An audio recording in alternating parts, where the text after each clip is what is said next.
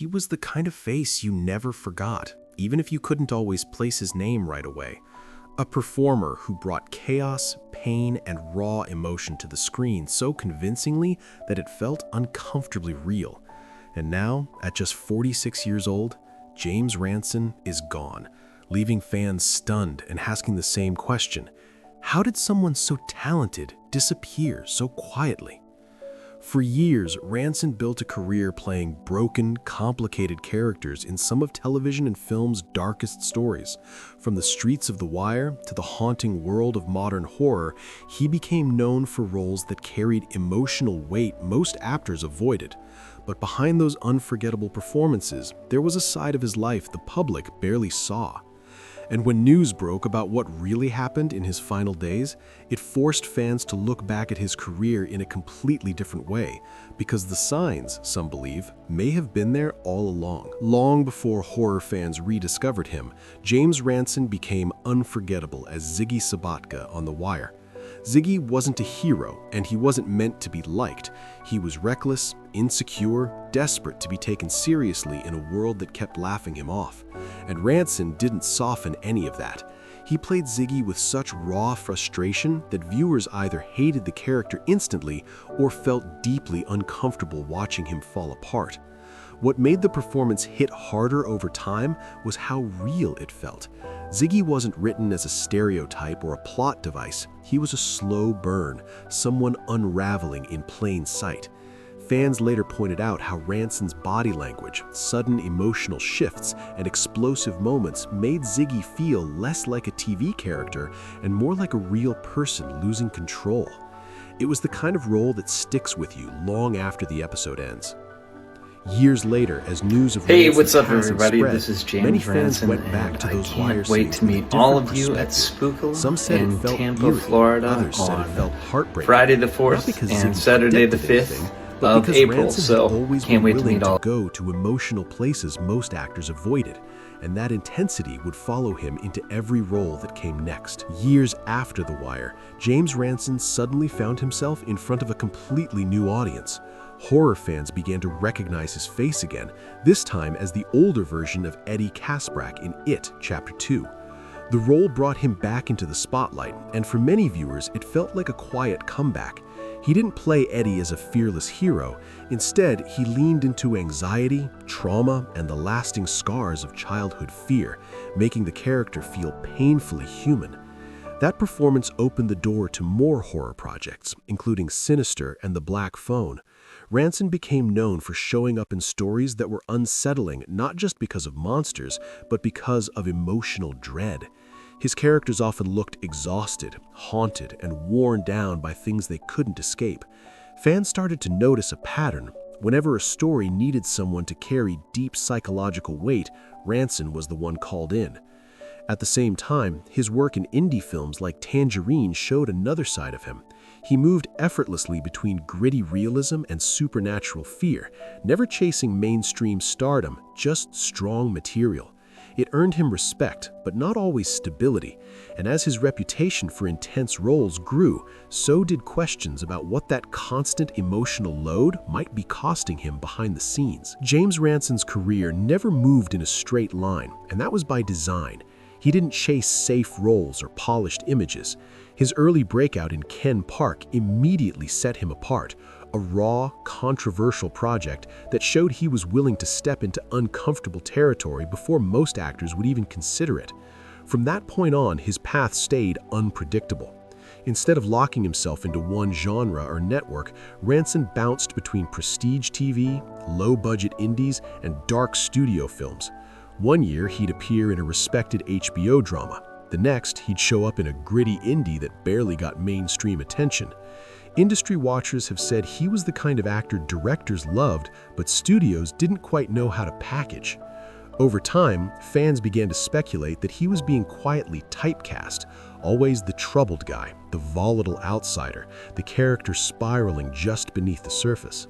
Those roles brought depth and praise, but not always long-term security.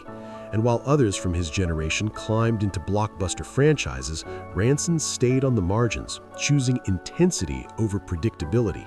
It made his career fascinating to watch, but also fragile.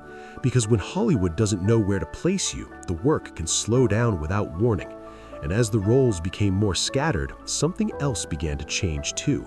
His presence off-screen started to fade. In the last few years, James Ransone became noticeably harder to see, not just on screen, but everywhere else too. There were fewer interviews, almost no public appearances, and little insight into what he was working on next. For an actor once known for intense, unforgettable performances, the silence stood out. Fans began to talk. Online threads popped up asking where he'd gone, whether he was taking a break, or if the industry had simply moved on.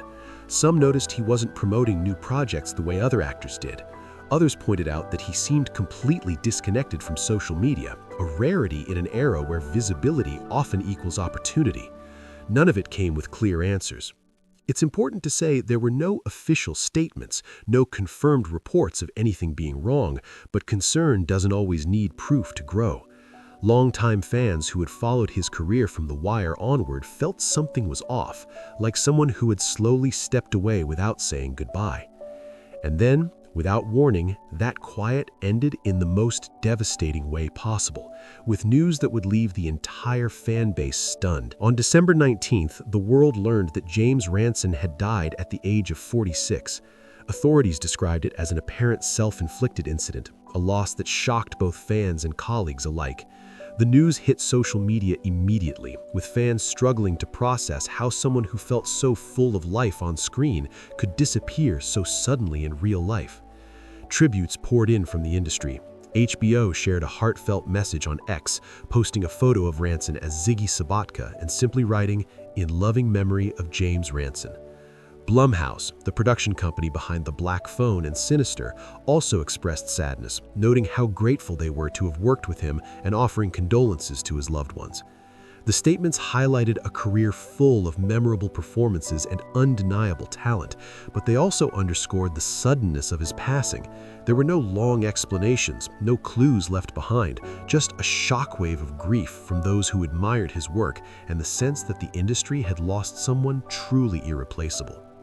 And while fans struggled to come to terms with the news, conversations began to swirl online about what his life and career had meant and the unanswered questions that lingered. Almost immediately after the news broke, fans flooded social media with memories of James Ransone's most unforgettable performances.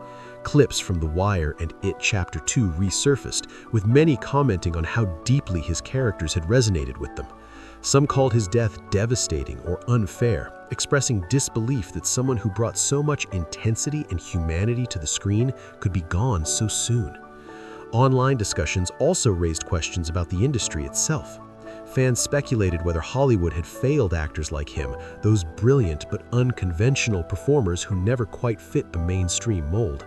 Others reflected on the emotional weight of his roles, wondering if diving into such dark, complex characters year after year took a toll behind the scenes. It's important to note that these are fans' perspectives, not confirmed facts, but the outpouring of concern and admiration shows just how much of an impact Ransone had. And while the grief is palpable, it also sparked a broader conversation about the struggles actors face when fame doesn't come easy, and the people we see on screen can be quietly fighting battles off-screen. James Ransone leaves behind a legacy that goes beyond the roles he played. He was an actor who brought raw honesty to every character, making audiences feel emotions they didn't even know they were there. From the tragic missteps of Ziggy Sobotka to the haunting tension of Eddie Kaspbrak, his performances were more than acting. They were experiences that stayed with viewers long after the credits rolled. His career also sparks a conversation about the unseen pressures of Hollywood. Not every brilliant actor becomes a household name, and not every talented performer finds stability even after delivering unforgettable work. Ransone's journey reminds us that artistry and fame don't always travel together, and that the people who move us most on screen may be quietly fighting battles off-screen.